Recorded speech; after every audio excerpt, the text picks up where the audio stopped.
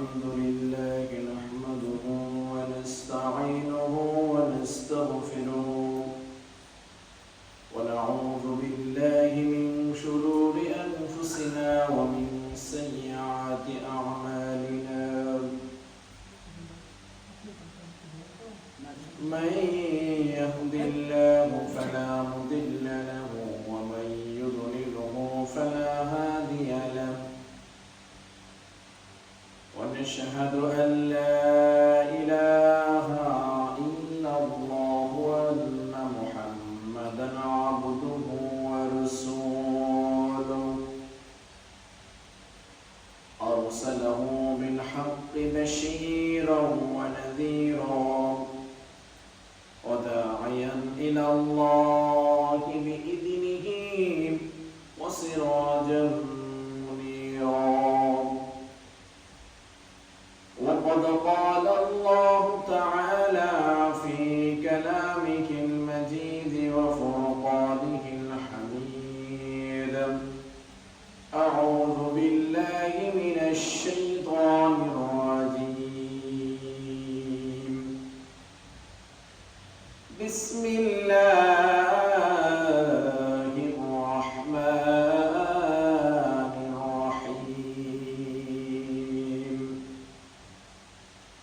إن الصلاة تنهى عن الفحشاء والمنكر ولذكر الله أكبر والله يعلم ما تصنعون صدق الله العظيم وقال رسول الله صلى الله عليه وسلم وأقم الصلاة طرفي النار وزلفا من الليل إن الحسنات يذهبن السيئات رواه البخاري ومسلم إن الله وملائكته يصلون على النبي يا أيها الذين آمنوا صلوا عليه وسلموا تسليما بلغ العلا بكماله كشف التجى بجماله السنة جميع خصالهم صلوا عليه بلغ العلا بكماله كشف التجى بجماله السنة جميع خصاله صلوا عليه وآله لا إله إلا الله لا إله إلا الله لا إله إلا الله لا إله إلا الله لا إله إلا الله لا إله إلا الله لا إله إلا الله لا إله إلا الله لا إله إلا الله محمد رسول الله صلى الله عليه وسلم الحمد لله মহান আল্লাহ পাক রব্বুল আলামিনের দরবারে অসংখ্য অবনত শুকরিয়া জ্ঞাপন করছি যে রব্বুল আলামিন আজকে এই পবিত্রময় দিনে পবিত্র জুমার দিনে হিজরি নববর্ষের দ্বিতীয় দিন মুহররম মাসের আজকে এই দ্বিতীয় দিনের প্রথম জুমা আমাদেরকে পৃথিবীর শ্রেষ্ঠতম জায়গা মহান আল্লাহ সুবহানাহু ওয়া তাআলা ঘর মসজিদে আসার বসা সালাত আদায় করা তৌফিকটুকু দান করেছেন। এই জন্যে আমরা সকলেই শুকরিয়া আদায় করি। আলহামদুলিল্লাহ। দুরূদ ও সালাম পেশ করছি মানবতার মুক্তির দিশারি নবীদের নবী সরদার দু আলম আখিরি জবান নবী মুহাম্মদুর রাসূলুল্লাহ সাল্লাল্লাহু আলাইহি ওয়াসাল্লাম। শহীদদের সর্বোচ্চ আত্মার মাগফিরাত কামনা করছি। যারা পৃথিবীর শুরু লগ্ন থেকে আজকে এই পর্যন্ত ইসলামের জন্য, দিনের জন্য তাদের বুকের তাজা রক্তকে বিলীন করে দিয়ে আল্লাহর জমিনে আল্লাহর দ্বীনকে বাস্তবায়ন করার চেষ্টা করেছেন, মহান আল্লাহ রাব্বুল আলামিন তাদের সকলকে জান্নাতের সুরস মাকাম জান্নাতুল ফেরদাউস নসিব করে সকল আমিন আমিন। পৃথিবীর এই ক্লান্তি লগ্নে জাহিলাতির শুকুররা মুসলমানদের উপর থাবা বসানোর চেষ্টা করছে। আমরা দোয়া করব আল্লাহ সুবহানাহু ওয়া তাআলা যেন তাঁর রহমতের ধরিয়া ধরে এই বিদর্মীদের শুকরের ছায়া ইসলাম এবং মুসলমানদের কাছ থেকে দূরে নিয়ে তাদের নসিবে হেদায়েত থাকলে হেদায়েত দান করে সকল আমিন আমিন। সম্মানিত মুসলিম, আজকে এই পবিত্র মুহররম মাসের, আরবি মাসের বছরের প্রথম মাস, দ্বিতীয় দিন। মুহররম মাস খুব গুরুত্বপূর্ণ একটা মাস, যেখানে বলা হয় মুহররম মাসের এই পৃথিবী আশুরার দিনে 10 তারিখ কিয়ামতের মাধ্যমে এই পৃথিবীকে আল্লাহ রাব্বুল আলামিন ধ্বংস করে দিয়ে কিয়ামতের পুরা পৃথিবীকে নিয়ে কিয়ামতের মাঠ সাজাবেন এবং সেখানে সকল মানুষ এবং জিনের সে আল্লাহ সুবহানাহু ওয়া তাআলার সামনে দাঁড়িয়ে তাদের জীবন বৃত্তান্ত পেশ করবেন। তারা কোন অবস্থায় দুনিয়ার মধ্যে ছিলেন, কি করেছিলেন, আল্লাহ সুবহানাহু ওয়া তাআলা কেন পাঠিয়েছিলেন, আর তারাই বা ওই পাঠানোর মধ্য দিয়ে তারা কি করেছেন। এই মুহররম মাসে আশুরা বলা হয়। আশুরাটা হচ্ছে মূলত মুসলমানদের একটা বিজয়ের মাস, যেটা বলেন না সুবহানাল্লাহ।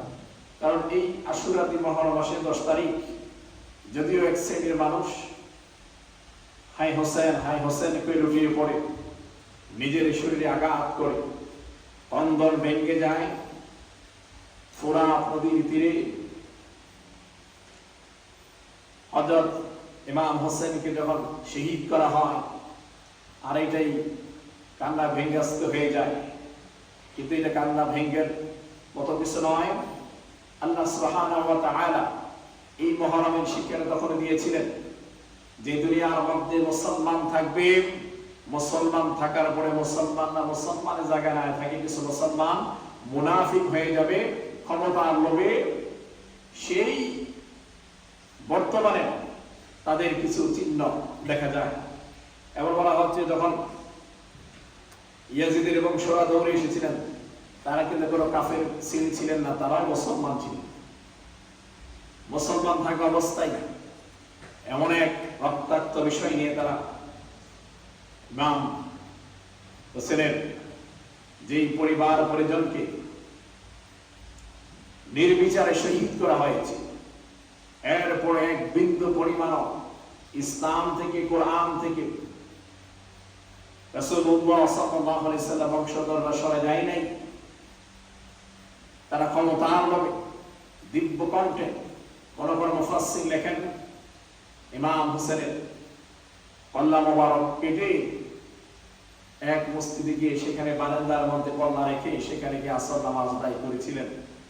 তারা উৎসাহ প্রকাশ করেছিলেন তারা ইসলামকে বিজয় করেছেন। জোরে বলেন নাউজুবিল্লাহ। ঠিক বর্তমান আরব বিশ্বভাবে ইহুদিদের বিরুদ্ধে, নাসারাদের বিরুদ্ধে চুপ থেকে যায়। তারা চুপ করে যে তারা কৌশলগত অবলম্বন করে, তখন বোঝা যায় যে আসলে আল্লাহ রাব্বুল আলামিন ওই সময়টাকে, এই মহরম মাসকে, ওই আশুরার দিকটাকে এই সমস্ত মুনাফিকদের চিহ্নিত করার জন্যই রেখে দিয়েছিলেন। জোরে বলেন না সুবহানাল্লাহ। এই জন্য মুসলমান আশুরার দিন থেকে আমরা আশুরার দিন সম্পর্কে আল্লাহ যদি হায়াতে তাইয়্যিবা দান করেন আগামী সপ্তাহে পরিপূর্ণ আলোচনা করব। আল্লাহ রাব্বুল আলামিন আমাদেরকে সেই পর্যন্ত নেক হায়াতে তাইয়্যিবা দান করে সেগুলো আমিন আমিন। আজকে এই জুমার দিনে নামাজ সম্পর্কে, সালাত সম্পর্কে আলোচনা করব। ইসলামের যেই স্তম্ভ রয়েছে সেই স্তম্ভের মধ্যে অন্যতম একটি স্তম্ভ হচ্ছে নামাজ। অন্যতম একটি স্তম্ভ কি? নামাজ। কারণ বলা হচ্ছে নামাজটা এমন একটা জিনিস, রাসূল সাল্লাল্লাহু আলাইহি সাল্লাম বলেছেন, আউয়ালু মা ইউহাসাবু বিহি আল-আবদ ইয়াওমাল কিয়ামাতি আস-সালাহ। কিয়ামতের মাঠে সর্বপ্রথম যেটার প্রসঙ্গে জিজ্ঞাসা করা হবে সেটা হচ্ছে নামাজ, সেটা হচ্ছে সালাত। জোরে বলেন সুবহানাল্লাহ। সর্বপ্রথম যেটা আউয়াল, সর্বপ্রথম যে জিনিসটার বিষয়ে আলোচনা করা হবে, জিজ্ঞাসা করা হবে, সেটা হচ্ছে নামাজ। মুসলমানদের যে ফরজ, এটা বলা হচ্ছে এরকম, যখন আপনি পুরুষ 10 বছর হয়ে যায়, নারী 7 বছর হয়ে যায়, এরপর থেকে সুস্থ অবস্থায়, কোন অবস্থায় সুস্থ অবস্থা বলতে কোন সুস্থতা, যদি আপনি নিজেকে নিজে চিনেন, যদি নিজেকে নিজে না চিনেন সেটা কথা ভিন্ন, কিন্তু যতক্ষণ পর্যন্ত আপনি নিজেকে নিজে চিনবেন, হাত চলে যাক, পা চলে যাক, অঙ্গ প্রত্যঙ্গ সমস্ত নষ্ট হয়ে গেলে, এরপর যদি ব্রেন ঠিক থাকে, নিজেকে চিনেন, ওই পর্যন্ত, ওই অবস্থায়ও মৃত্যুর আগ পর্যন্ত আপনার উপরে সালাত ফরজ। ধরে বলেন না সুবহানাল্লাহ। এটার থেকে সরে আসার কোনো সুযোগ নাই। যেমন বলা হয়, আপনি যখন রোজা রাখতেছেন, রোজার মাস আসছে, আপনি অসুস্থ হয়ে গেছেন, তখন আপনার জন্য রোজাটা মাহরুম হয়ে যায়, যে আপনি পরবর্তী রোজাটা রাখলে হয়ে যাবে। কিন্তু নামাজ এমন একটা ইবাদত যেটা পরবর্তীতে পড়বেন, এটার কোনো সুযোগ নাই। যখন এটা রক্ত আসবে তখনই এই নামাজটা পড়ে নিতে হবে। চলে বলেন না সুবহানাল্লাহ। এটার বিকল্প দ্বিতীয় কোনো রাস্তা নাই যে পরে পড়ব। সময় মতো আপনাকে নামাজ আদায় করে নিতে হবে।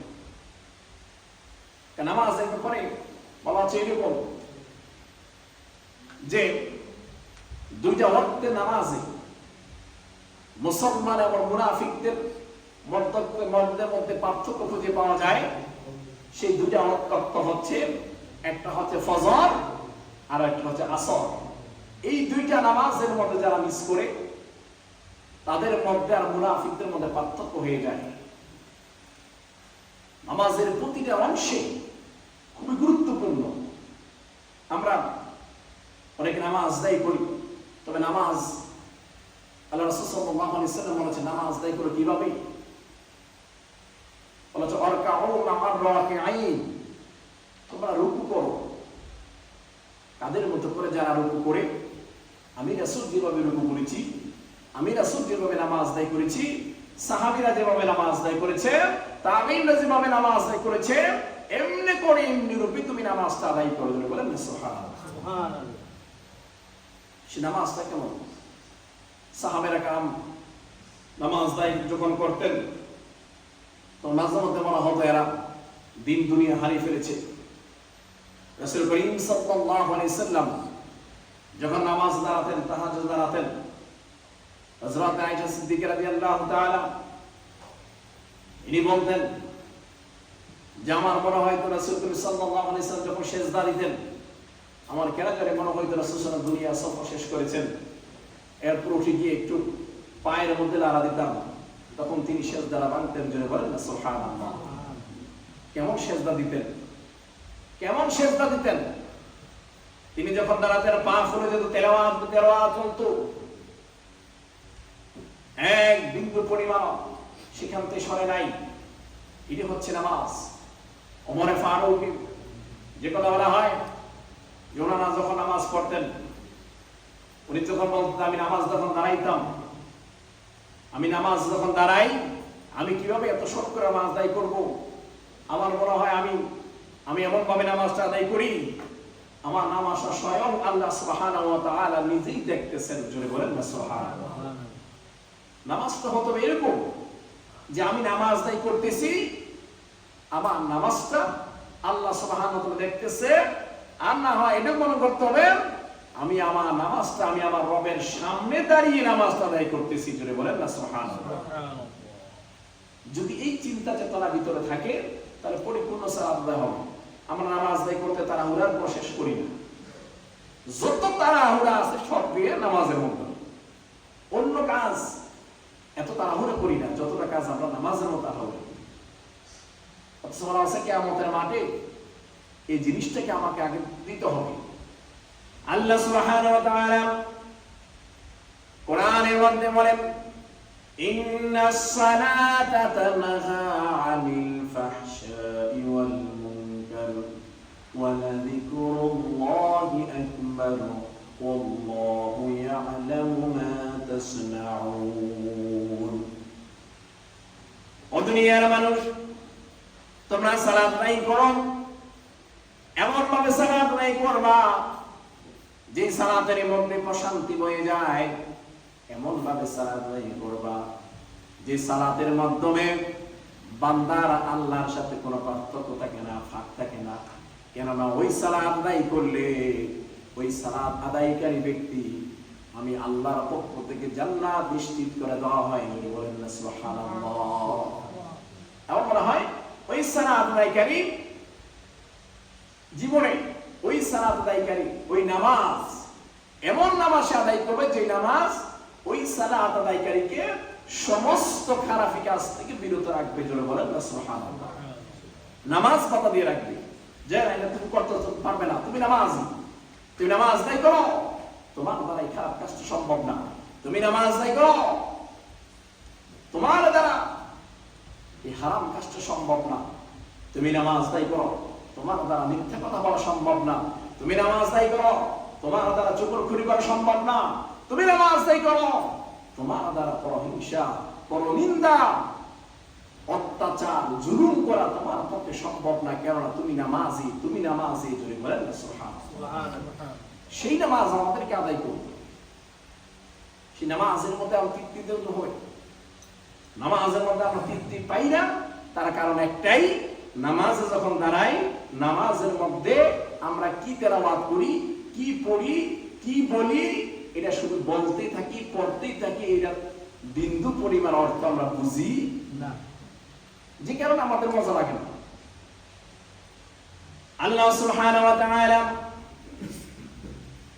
রাসূল করিম সাল্লাল্লাহু আলাইহি সাল্লাম মেরাজের রাজুতে যখন মেরাজ করতে গেলেন, আল্লাহ সুবহানাহু ওয়া তাআলার সাথে যখন দেখা হলো, সাক্ষাৎ হলো, আল্লাহ রাব্বুল আলামিন মুহাম্মদ সাল্লাল্লাহু আলাইহি সাল্লামকে যখন নামাজ উপহার দিলেন, সাক্ষাৎ হলো আল্লাহর সাথে, তখন রাসূল করিম সাল্লাল্লাহু আলাইহি সাল্লাম বললেন, রব্বুল আলামিন আপনি আমাকে যে উপহার দিয়েছেন, যে শান্তিময় জায়গা দেখিয়েছেন, আপনার সাথে সাক্ষাতের সুযোগ দিয়েছেন, এর থেকে বড় শান্তি, বড় কামনা আমার কাছে আর কিছু নাই।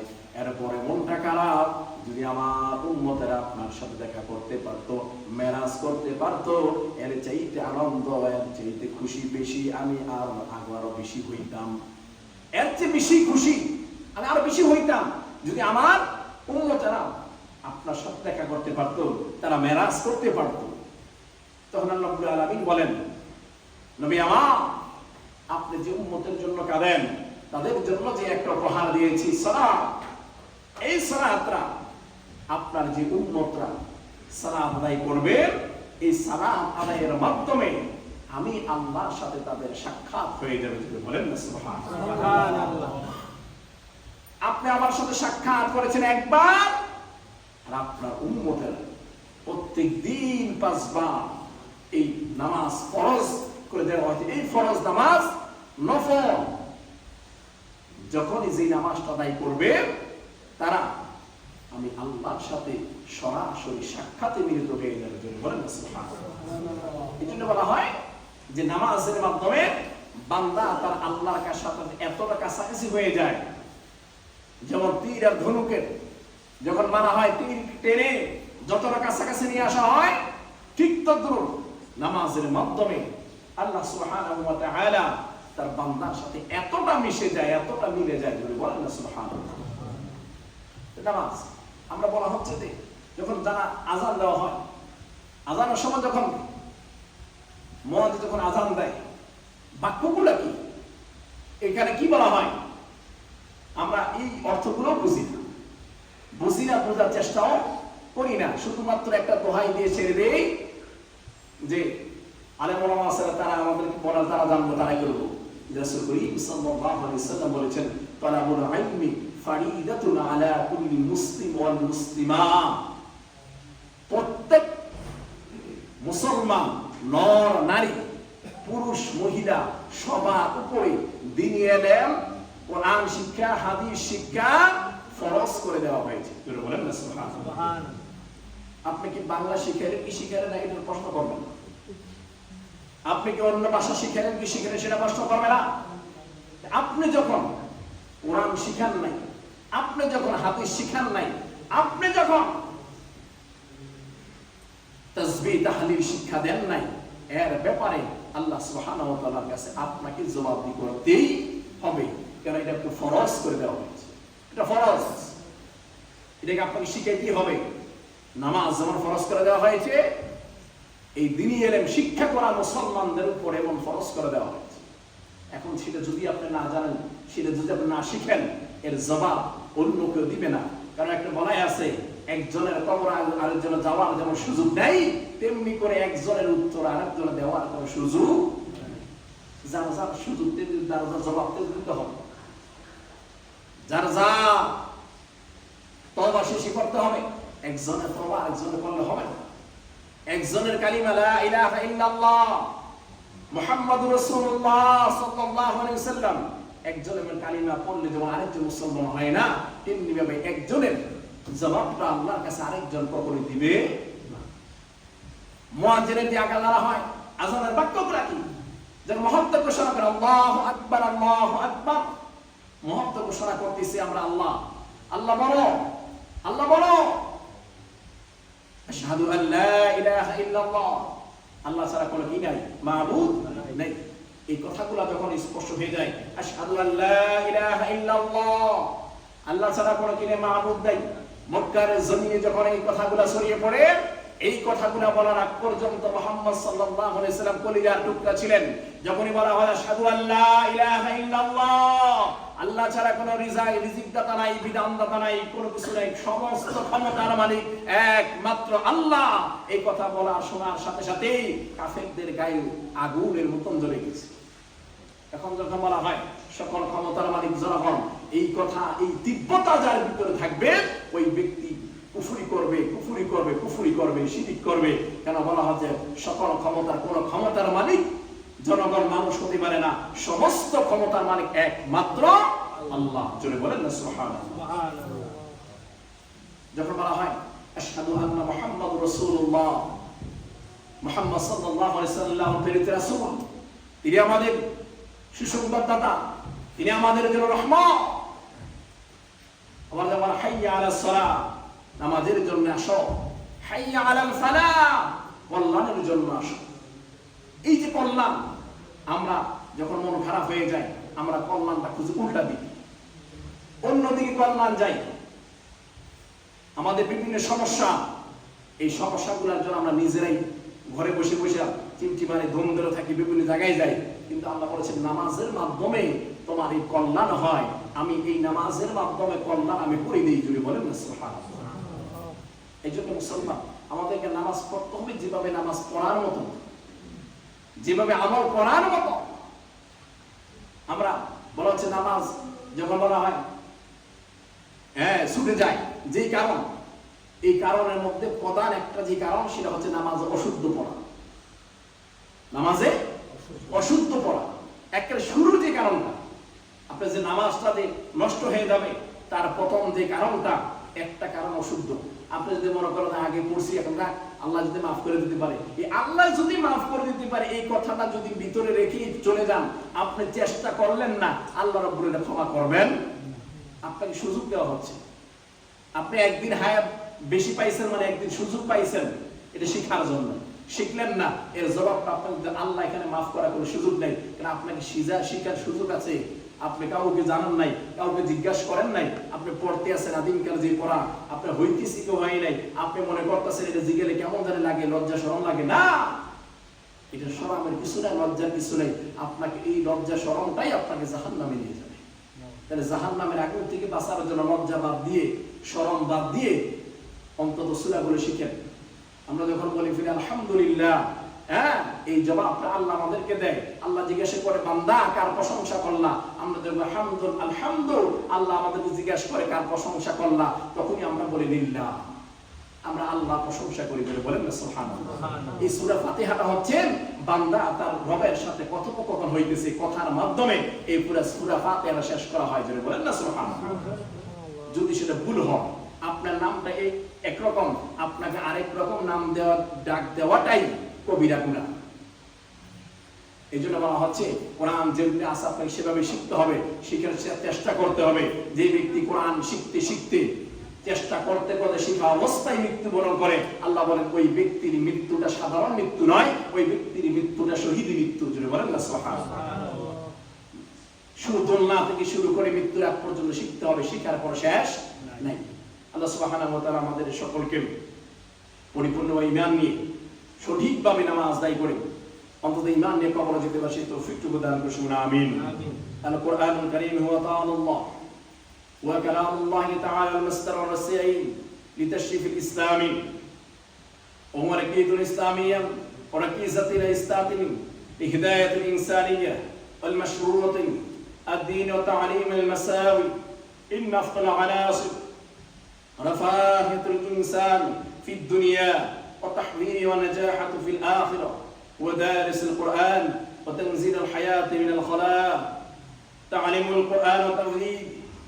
قال جاء قال الله يا رسول الله صلى الله عليه وسلم لقد أردتك فعلا عليه تبارك علي قال رائي ولم يسل رسول الله صلى الله عليه وسلم أول ما يحاسب به العبد يوم القيامة الصلاة بلى عندما جاء وقت صلاة النبي صلى الله عليه وسلم كما صلاة رجع مع نسائه فلما قضي صلى الله عليه وسلم قد أفلح المؤمنون الذين هم في صلاتهم خاشعون.